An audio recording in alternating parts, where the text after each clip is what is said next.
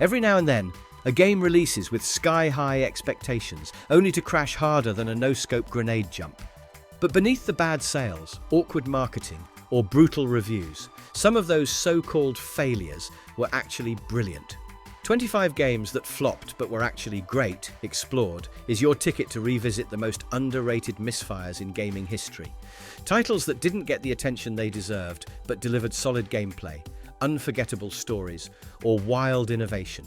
These are the cult classics, the buried treasures, and the "wait, that was actually awesome" moments you may have missed. Psychonauts! The rest of you will die!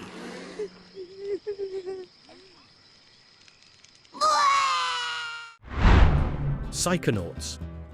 There's a good chance this brain-bending gem soared straight over your head back in the day, not because it wasn't brilliant, but because marketing dropped the ball harder than a psychic kid juggling bowling pins. In this gloriously weird and surprisingly heartfelt platformer, you're Ryse, a circus runaway with a brain full of tricks and a destiny wrapped in telekinesis, emotional baggage, and, yes, actual psychic bears. The setup? A summer camp for mind-reading kids that turns out to be less summer fun and more Inception meets Scooby-Doo, with a side of government conspiracy and parental trauma. Gameplay-wise, Psychonauts flips the platformer formula upside down and dives deep into the human psyche, literally. Every level is a mental landscape shaped by a character's inner demons, insecurities, or traumatic memories, and they're as wildly creative as they are disturbing. One minute you're inside a war-torn battlefield of a PTSD-ridden soldier. The next, you're in a psychedelic 60s board game nightmare.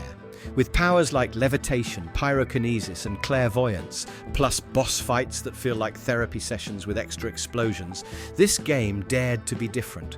It flopped hard on release, but in hindsight, it's a masterpiece that deserved better. Think Tim Burton meets Mario on a therapist's couch.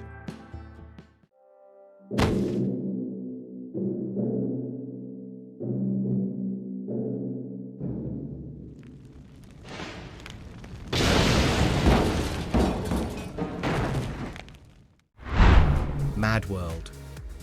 Who knew a game drenched in more blood than a vampire's smoothie bar could be so criminally underappreciated? On paper, this one sounds like a Mad Lib gone rogue. A chainsaw-armed ex-cop joins a televised murder fest in a plague-ridden city where killing earns you a vaccine and applause. But dig past the gallons of stylized crimson, and you'll find one of the Wii's most bonkers, creative, and wildly satisfying beat-em-ups. You're Jack Kamen, part Rambo, part rage machine, ploughing through a city turned into a game show where creativity and carnage earns big points. Yes, throwing goons into spiked walls, stuffing them in dumpsters, or whacking them onto a giant dartboard is all part of the fun. The gameplay throws restraint out the window like a flaming ragdoll, rewarding you for being the Picasso of pain. The black and white Sin City-style art? It's not just edgy, it's genius, making every splash of red pop like a firework of gore. Even the snarky announcers are having too much fun, roasting everything like it's a roast battle in hell. MadWorld flopped commercially, but it was loud, proud, and absolutely unhinged, in the best way. A violent ballet of absurdity that deserved more love. A pitch-black night unfolds with the morning star as its only light. And thus the saga begins. Shenmue. It starts with a punch, a murder, and a teenage martial artist named Ryo Hazuki swearing revenge so hard he spends 3 entire games walking around asking strangers, "Have you seen a man in a black coat?" Shenmue may not have set the world on fire sales-wise, but what it did ignite was a whole new genre. Before open-world games were cool, before slice-of-life gameplay was trendy, this game was already doing it on a dream cart. You're not just Ryo, you're part-time forklift operator, gacha capsule enthusiast, and part-time detective fueled by vengeance and vending machine sodas. Shenmue was less about fighting thugs and more about living in 1986 Japan and Hong Kong.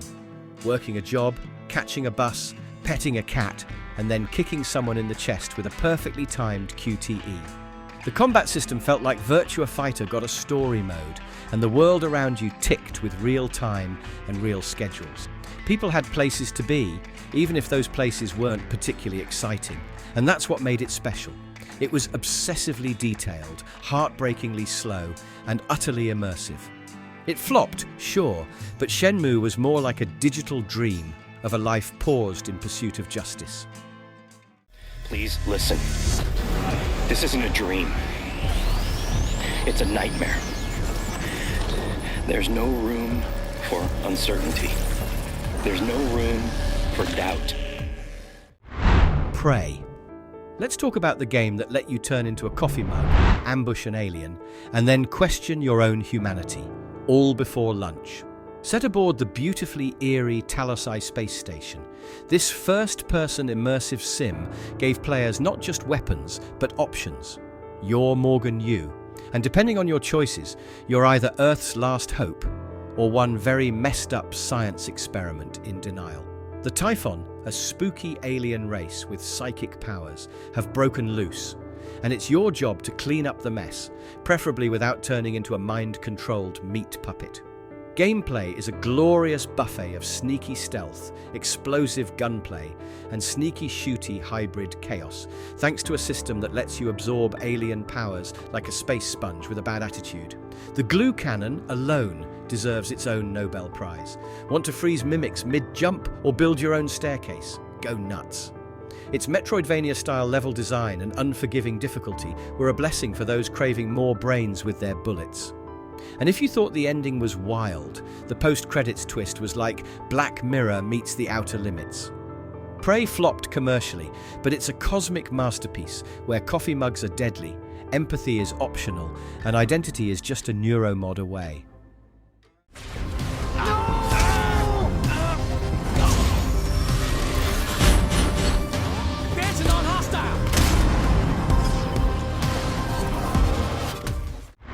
Quantum Break. It's a game where time is quite literally breaking, and somehow it's not your schedule but the entire space-time continuum that's falling apart. You are Jack Joyce, and in a matter of minutes you go from "Hey bro, cool science project" to "I now bend time and punch henchmen in slow-mo." Quantum Break was Remedy going full bananas with their love for cinematic storytelling, blending a third-person shooter, time manipulation superpowers, and live-action episodes like it was a triple-decker genre cake. Gameplay has you zipping around freezing enemies in time bubbles, teleport-dodging bullets like Neo on Espresso, and rewinding exploding bridges while dodging time stutters like a confused Doctor Who extra. And just when you think you've wrapped your head around the action, boom! TV show time. Yes, actual episodes that shift based on the villain's choices, because why not watch the consequences of your bad decisions in real time? It's like Netflix, but it judges your morality. Add in platforming puzzles with shifting timelines and some surprisingly emotional beats, and you've got a sci-fi thriller that was as ambitious as it was underappreciated. It flopped harder than a time loop gone wrong, but Quantum Break was a mind-melting, time-twisting, choose-your-fate roller coaster that deserved way more attention. Sir! Shut up, jackass. Gentlemen, welcome to Dubai. Yep. It's still dead. Yet to be seen, Sergeant. Spec Ops: The Line. On the surface, it might have looked like just another third-person military shooter. But boy, was Spec Ops: The Line. A Trojan horse stuffed with existential dread, moral ambiguity, and a whole lot of "what the hell did I just do?" You're Captain Martin Walker, leading your Delta Force bros into a sand-smothered Dubai, supposedly on a rescue mission. But like any good descent into madness story, things go sideways fast.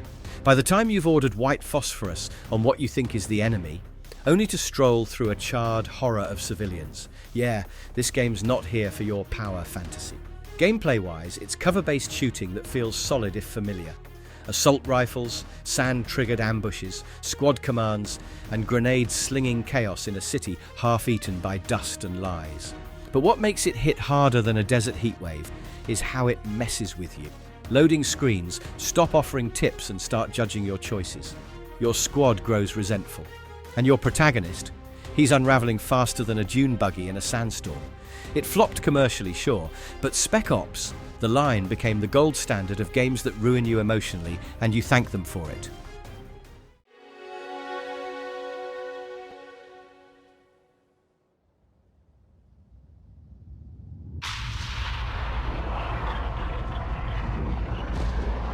They're coming. Quick, Van. Beyond Good and Evil. Here's a game that opens with an alien meteor strike on your orphan lighthouse, and somehow only gets more normal from there. You play as Jade, a camera-wielding photojournalist who moonlights as a martial artist, hovercraft racer, and part-time revolutionary with a pig uncle named Page. Yes, it's as amazing as it sounds. Beyond Good and Evil might have slipped under everyone's radar in 2003, but it was bursting with charm, mystery, and the kind of world building that makes you want to quit your job and join a resistance movement. Gameplay fuses action-adventure exploration, stealth, photography, light puzzle solving, and some of the most unexpectedly fun hovercraft combat this side of the galaxy. One moment you're sneaking into a shady factory to expose an alien government's cover-up. The next, you're snapping pics of weird jellyfish for science money. The combat's a bit basic, but who cares when you're capturing interstellar conspiracy with your zoom lens while platforming across floating mining facilities? The real power is in the heart, Jade's and the game's. It flopped hard at launch, but it's now hailed as one of the most iconic cult classics in gaming. And yes, we're still waiting for the sequel like it's Half-Life 3's artsy cousin. Remaining journey time is estimated at 16 hours. If you are experiencing severe nausea or need to relieve yourself, make use of the great... Enslaved Odyssey to the West. It's the future, but it's not flying cars and robot butlers. It's killer mechs, crumbling cities swallowed by vines, and one very angry, very shirtless man named Monkey chained, literally, to a tech-savvy girl with zero combat skills and all the sass. Enslaved. Odyssey to the West is a wild buddy adventure wrapped in an emotional sci-fi road trip. You play as Monkey, who's just trying to survive when he gets slave head-banded into being Trip's personal bodyguard. One wrong move and poof, brain scramble.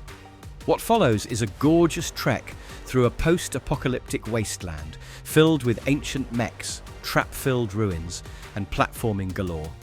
Monkey's staff is a one-man army's dream. Melee, ranged stun blasts, and stylish finishing moves that make you feel like a wrecking ball with abs. Meanwhile, Trip supports from the sidelines, hacking systems, throwing decoys, and getting into trouble you'll have to save her from. But what makes this game shine is the banter, the trust slowly forming, the quiet tension of will she let him go? And that ending? Oh boy, it hits harder than a Leviathan's cannon. Commercial flop? Sadly. But Enslaved is one of those hidden gems that people still whisper about like a forgotten classic, and for good reason.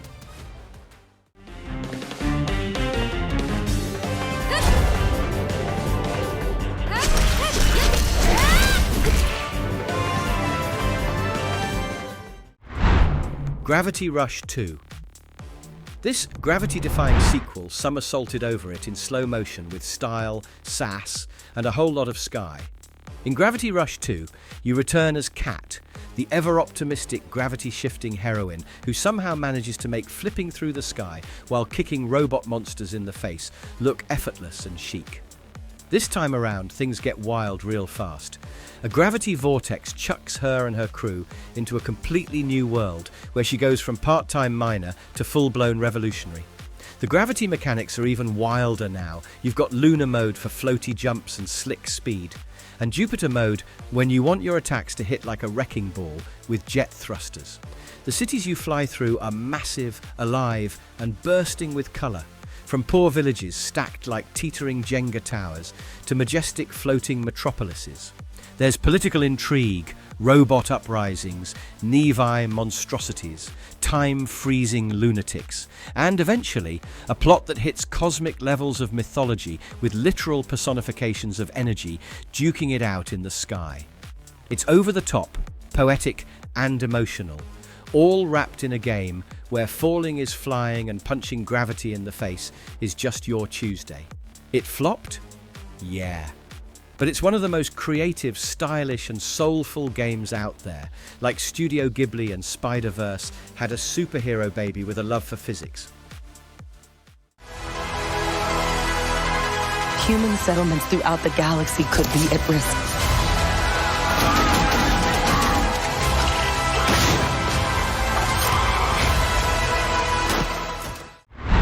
Starfield. What if Skyrim slipped into a spacesuit, swallowed a black hole, and exploded into 1,000 plus planets? It still wouldn't be quite as ambitious or overwhelming as Starfield. You play as a humble space miner, just vibing with your drill when, boom, you touch a mysterious artifact and start seeing psychedelic visions that scream, this game is about to get weird. You join Constellation, a group of elite space nerds hunting down these artifacts across the settled systems, all while dodging pirates, cultists, shadowy megacores, and reality-hopping, galaxy-snatching superhumans called the Starborn. Gameplay's a galaxy buffet. Want to build a massive ship with 6 bathrooms and 30 laser cannons? Done. Fancy romancing a morally questionable robot lover while running contraband uranium to a black market moon? Absolutely. You can fight, sneak, smooth talk, or science your way through missions, with a perk system so deep it might have its own atmosphere. The gravity-bending combat with jetpacks makes firefights feel like zero-G. John Wick and space dogfights. Chef's kiss, especially when you're hijacking ships mid-battle like a pirate cosplaying as Elon Musk. And when you reach the end, surprise, it's just the beginning.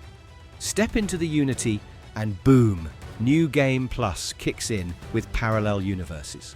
It may have launched with criticism over its pacing and exploration, but Starfield aimed for the stars and, in many ways, became a gravitational black hole of time, wonder, and infinite what-ifs.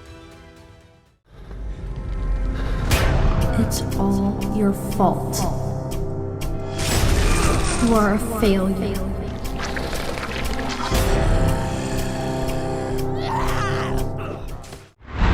The Evil Within 2.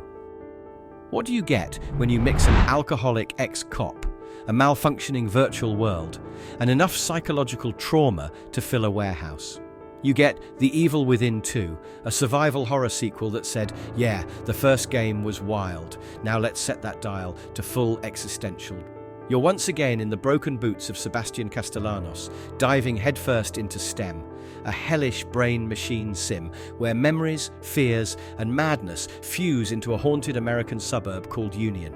This time, you're not chasing serial killers for the fun of it. You're hunting your missing daughter, Lily, who's somehow the core of this digital nightmare. No pressure, right? Gameplay-wise, it's a genre-bending dream, or nightmare. Big open areas, side quests that feel like ghost stories, stealth mechanics if you're into sneaky horror, and upgrade systems that let you fine-tune your survival approach, whether you prefer a flaming shotgun or just bolting it while screaming. You've got creepy stalkers like Stefano, a murderous artist with a flair for freeze-frame killings, and Father Theodore, a literal cult of personality. And yes, you can finally play in first person too, because who wouldn't want to stare directly into the eyeballs of their pixelated trauma? It flopped commercially, but The Evil Within 2 was a horror fan's gem, hiding true emotional depth beneath its blood-soaked hallways. Defend your Emperor! I, Nero Augustus Germanicus, command that you defend your Emperor! Ryse, son of Rome. If you've ever thought, what if Gladiator was a video game, but with slow-mo dismemberment and gods watching, then Ryse, son of Rome is exactly your kind of bloody opera. You play as Marius Titus, a man whose entire personality is forged in tragedy, soaked in vengeance, and powered by the sheer fury of a Roman action movie. Your family's murdered, Rome's corrupt, and the gods are oddly invested in your emotional arc. So naturally, you grab your sword, strap on a shield, and start slicing your way through a stylized, alternate history Rome that looks like it was painted in 4K by Zeus himself. Combat is all about that flow, chainsword strikes into brutal execution finishes, with cinematic QTEs that trigger when you're extra stabby. Get it right, and you're rewarded with health boosts, XP, and the kind of balletic violence that'd make Spartacus blush. There's strategy too, balancing perks, commanding legionnaires, calling in artillery, and surviving massive battles while holding formations like a tactical juggernaut in sandals. Multiplayer drops you in the Colosseum with a buddy to slice through waves of enemies on ever-changing stages, all while the crowd roars for blood and you maybe debate microtransactions. They used to tell stories of a man who saved the world. A man whose very presence sent aliens running back to their motherships. A man who disappeared without a trace. Duke Nukem Forever. If Duke Nukem Forever had a motto, it'd be, he came, he saw, he said something wildly inappropriate. After over a decade of development hell, Duke swaggered out of retirement in 2011 with a cigar in one hand, a one-liner in the other, and a gameplay formula that had clearly been frozen in 1997. You play as the ever-chiseled Duke, now a world-famous icon whose face is on every product and whose ego is roughly the size of Jupiter. But when aliens return to steal Earth's babes, again, Duke drops the remote, chugs an energy drink, and gets back to business with testosterone-fueled vengeance. Gameplay-wise, this FPS tries to mix macho mayhem with modern mechanics, letting Duke wield 2 guns at a time, thanks Halo, regenerate health via ego, because of course, and stomp his way through strip clubs, casinos, and the Hoover Dam. You'll shrink down to RC car size, battle alien queens, and occasionally slap walled boobs in the name of, freedom. The humour leans on crudeness, like a drunk guy on a pool cue, equal parts nostalgia and facepalm. You'll juggle pig cops, laser turrets, and fetch quests, while minigames like air hockey and Whacker Alien pad the chaos with absurd distractions.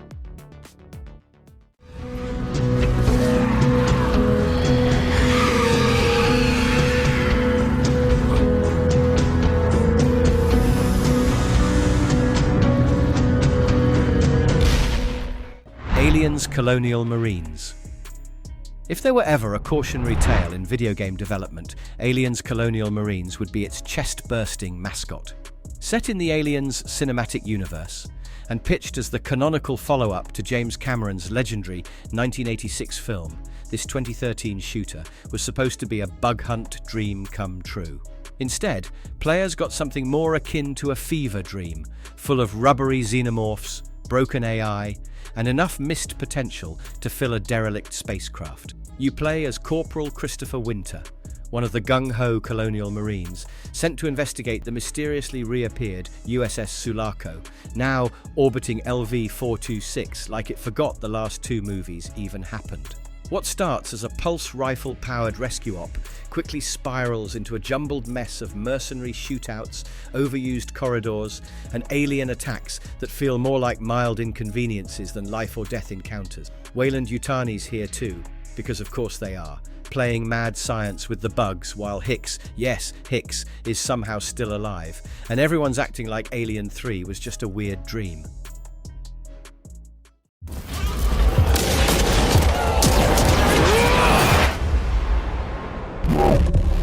When the asteroid hit, billions were gone in the blink of an eye. Rage 2. This next game is what happens when you smash together the over-the-top gunplay of Doom and the open-world chaos of Mad Max, and then crank the volume to 11. Developed by Avalanche Studios in partnership with ID Software, it hit consoles and PC in May 2019 as a sequel to 2011's Rage. Where the original took itself a bit more seriously, Rage 2 goes full banana pants, trading broody post-apocalypse for punk rock anarchy with energy drinks for blood. You play as Walker, the Last Ranger, a title that comes with a spiffy suit, a nanotech arsenal, and a chip on your shoulder the size of the meteor that ended the old world. After your home Vineland gets turned into alien sushi by the return of the Authority, yes, they're still you're roped into Project Dagger, a plan to assassinate General Cross once and for all. But like every good, mad scientist conspiracy-fueled action plan, it requires assembling a trio of eccentric allies, a grumpy ex-soldier, a power-mad mayor, and a head-in-a-jar scientist with a god complex and a robot monkey sidekick. You get an arsenal of classic and bonkers weapons, and powers like a ground pound, force push, and a bullet-time murder mode called Overdrive that turns you into a fluorescent tornado of pain. Oh, and you can drive everything with wheels, including tanks and gyrocopters, because why not? The open world is chaotic but repetitive. It's full of enemy outposts, mutant nests, convoys and races, but after a few hours, it starts to feel more like a checklist than a playground. The story? Serviceable. General Cross is more growl than gravitas, and the narrative mostly serves to string together shootouts and explosions. Critics loved the combat, but shrugged at everything else. The open world felt empty, characters were forgettable, and the missions, despite all the mayhem, didn't leave much lasting impact. Gardeners of the Galaxy? What? No, Rocket! So I let Groot fill out the paperwork. Marvel's Guardians of the Galaxy. This is an absolute roller coaster of cosmic shenanigans, emotional punches, and 80s power ballads cranked to 11. Developed by Eidos Montreal, this single-player action-adventure somehow managed to surprise everyone by doing what most licensed games fear to do, crafting a heartfelt, story-rich experience that doesn't rely on the MCU's blueprint. You don't get Chris Pratt or Zoe Saldana, but what you do get is arguably one of the most emotionally resonant and narratively tight superhero games in years. The story starts with Star-Lord, Peter Quill, and his ragtag crew chasing a paycheck in the quarantine zone, only to accidentally unleash an ancient cosmic force that kickstarts a full-blown space cult apocalypse. From there, it's classic Guardians chaos. Bar brawls, space dog diplomacy, god-tier entities, and, yes, fighting a space dragon named Fin Fang Foom while blasting hair metal. But beneath the fireworks and chaos lies a surprisingly deep tale of grief, guilt, forgiveness, and found family. Every Guardian has baggage, and the game takes time to unpack it all, with surprisingly touching moments between missions. Gameplay-wise, you only play as Star-Lord, but you're constantly barking orders to Rocket, Groot, Drax, and Gamora, chaining their abilities together like a cosmic puppet master. The combat's flashy and satisfying once you unlock enough powers, though it can feel a bit spammy and button-mashy early on. Team synergy is the core mechanic. Groot roots enemies, Drax stuns them, Gamora slashes through, and Rocket brings the boom. Elemental blasters add some strategic flair, and the team huddle mechanic is gloriously goofy. You stop time, give a pep talk with music blasting, and then your team goes Super Saiyan if you say the right thing. The war for Mordor begins.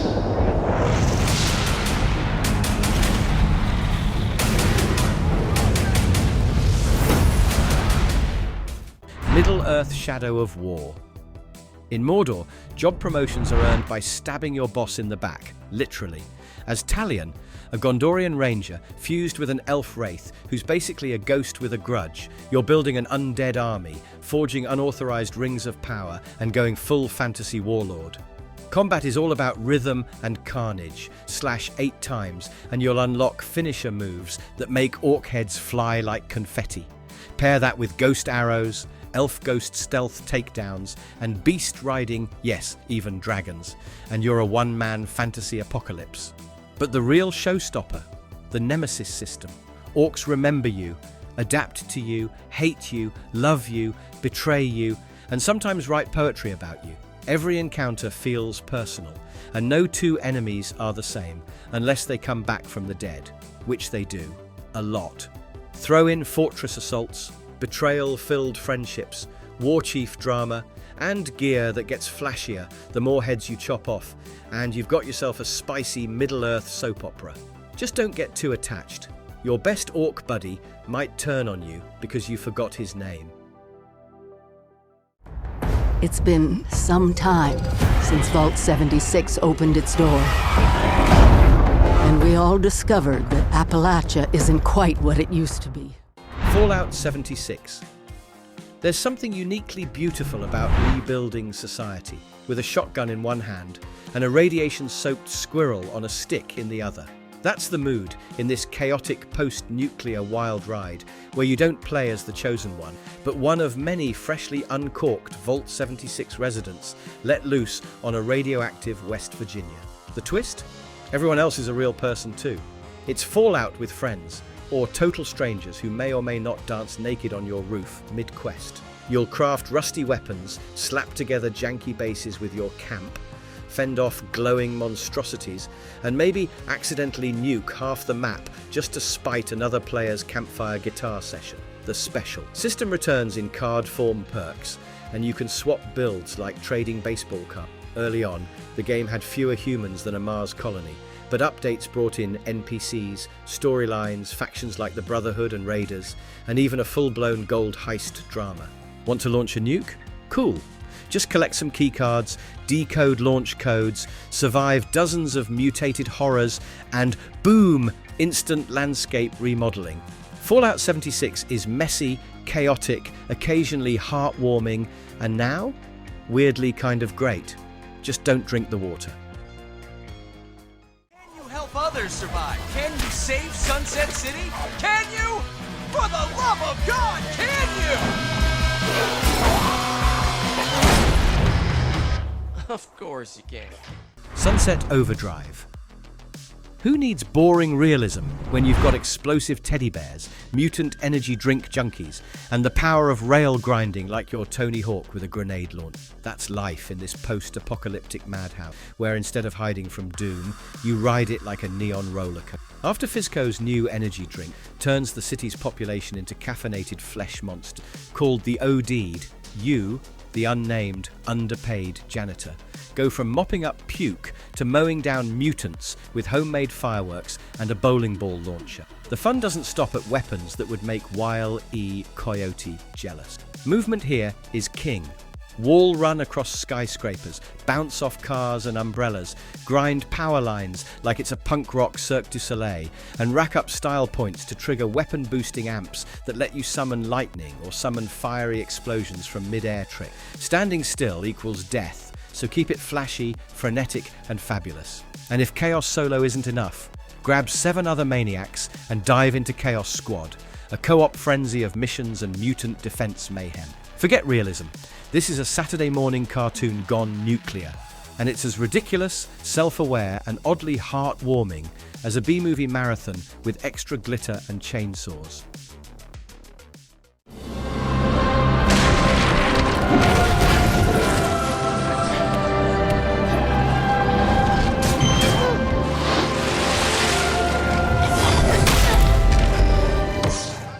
The Last Guardian. No epic Bond has ever involved quite this much tail-zapping, barrel-fetching, and climbing onto a feathery catbird beast like your life depends on it. In this hauntingly beautiful tale, you wake up as a nameless boy with mysterious tattoos, trapped in a forgotten ruin beside a chained-up creature that looks like someone tried to breed a griffin with a puppy and accidentally made it majestic. That's Trico, your unpredictable, moody, absolutely adorable partner who can't resist a good barrel snack and may or may not listen to you when you're dangling over a pit.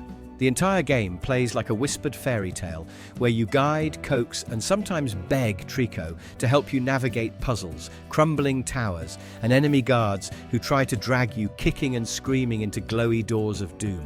You'll climb ivy walls, leap terrifying gaps, pull levers that trigger elaborate platform puzzles, and occasionally aim your magical mirror to unleash a lightning cannon from Trico's tail. Because why not? Patience is a virtue, especially when your giant pet refuses to jump on cue, but watching your bond with Trico grow makes every frustrating moment worth it. It's not just a game, it's a slow burn love letter to trust, loyalty, and furry friendship. Everybody here is just as dead as you. That's why we call it the land of the dead. Manny, what are you doing here? I wanted to see how your trip was going, Angel. I am your travel agent, you know. Grim Fandango. Skeletons, jazz clubs, and shady afterlife travel agencies. This isn't your ticket to paradise. You play as Manny Calavera, a snarky Reaper/travel agent who works for the Department of Death, selling underworld travel packages to souls freshly departed from the land of the living. But something's fishy in the bone business. When a pure-hearted client named Meshe gets stiffed on her express ticket to eternal rest, Manny smells corruption. And maybe, just maybe, redemption. Grim Fandango tosses you into a 4-year noir-soaked odyssey through the land of the dead, where everyone's dead, but no one's done scheming. You'll be solving puzzles the old-school way, by examining every object, interrogating every soul, and combining items like a skeleton MacGyver. The controls are a bit stiffer than Glottis's carburetor, but the remastered version gives it a slick new coat of paint and mouse support. No HUD, no hand-holding, just your brain, your trench coat, and a whole lot of clever dialogue. The art style mixes Aztec afterlife with 1940s film noir, the writing's whip-smart, and the puzzles range from satisfyingly weird to where's my walkthrough levels of tricky. But stick around, the payoff is a one-way ticket to cult classic heaven.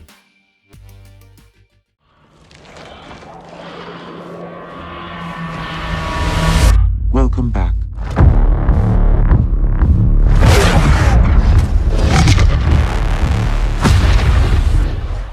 Mass Effect Andromeda.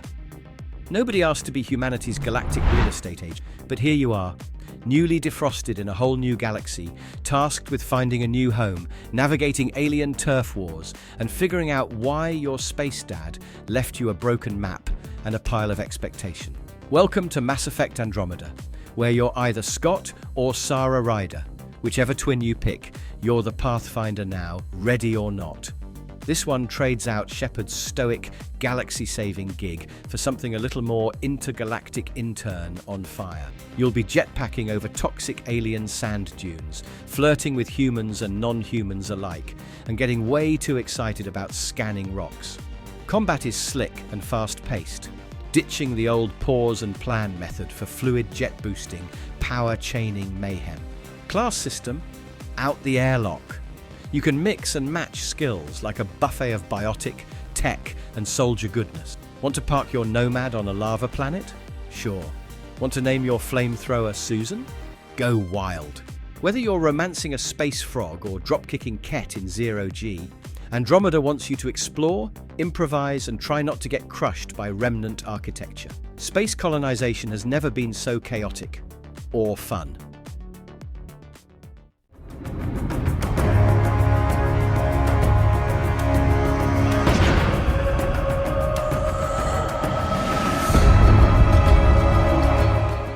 Pillars of Eternity 2 Deadfire. If you've ever wondered what it's like to chase down a rampaging god across tropical islands while sailing your own upgradable pirate ship full of squabbling companions, Deadfire is ready to slap some soul magic into your sandals. You're still the Watcher, that slightly cursed, deeply nosy soul seer from Pillars of Eternity. But now, your stronghold's been pancaked by Iothus, the resurrected god of rebirth who decided waking up meant stomping all over your lawn and half of the continent. This sequel tosses you back into Eora with your backpack of trauma and hands you a damn ship saying, good luck out there. With a top-down isometric view and a world full of factional squabbling, sea monsters and philosophical crisis-level gods, you'll be juggling politics, naval combat, and whether your ranger really should flirt with a druid made of bees. The combat can be real-time, with pause or full turn-based, depending on how tactical you're feeling. And with classes, subclasses, crew management, and 1,000 moral choices, it's a role player's dream buffet.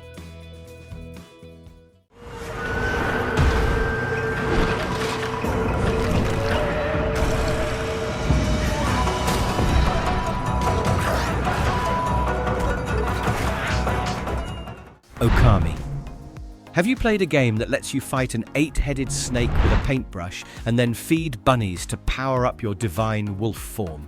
That's the glorious chaos of Ōkami, where you don't just save the world, you do it with brushstrokes, blossoms and style. You play as Amaterasu, the Shinto sun goddess, reborn as a snow-white wolf who's got one job. Stop the return of evil across a myth-soaked Japan and paint the land back into life, literally. The real magic here, besides summoning cherry blossoms mid-battle or slicing mountains in half with a casual flick, is the Celestial Brush, a mechanic so elegant it turns combat and puzzle solving into calligraphy sessions. Need a bridge? Paint one. Enemy giving you trouble? Draw a slash. Flowerless wasteland? Spiral some sunshine and boom, instant bloom. Alongside you is Isun, a thumb-sized artist with a big mouth and bigger heart, who serves as your guide, hype man, and occasional roast master. With combat inspired by Zelda, visuals that look ripped from a living ink painting, and boss battles that'll have you side-eyeing ancient scrolls, Ōkami is more than a game. It's a love letter to folklore, brushwork, and the divine art of booping evil on the nose with grace.